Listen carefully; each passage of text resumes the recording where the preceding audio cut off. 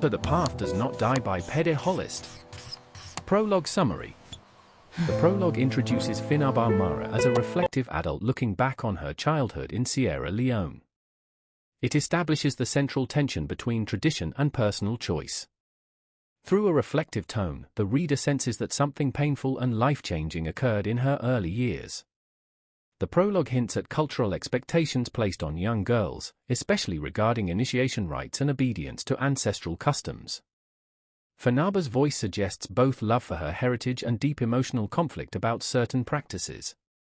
The atmosphere is serious and contemplative, preparing the reader for a story shaped by memory, identity, and survival.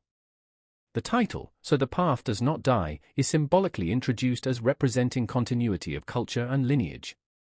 However, the prologue subtly questions whether preserving tradition should come at personal cost. It sets the emotional foundation of trauma, resilience, and the struggle to define one's own path within inherited customs. Chapter 1, Narrative Summary. Chapter 1 opens in the Fulani village of Talaba, where young Finaba Marah lives under the care of her grandmother, Baramusu.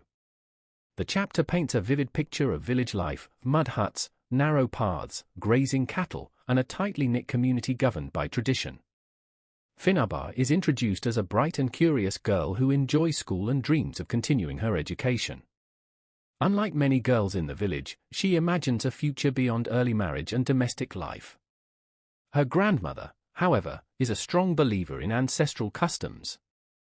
Baramusu constantly reminds Finaba that a girl must honor her people's tradition so that the path does not die. The phrase suggests that cultural practices must be preserved from generation to generation.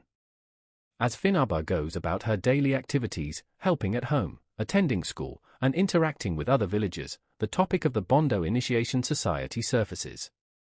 The women of the village speak of it as a necessary step into womanhood. Though nothing happens to her yet, Finaba senses that her childhood freedom may soon be interrupted. The chapter ends with a quiet but growing tension between Finaba's personal ambitions and the powerful expectations of her culture.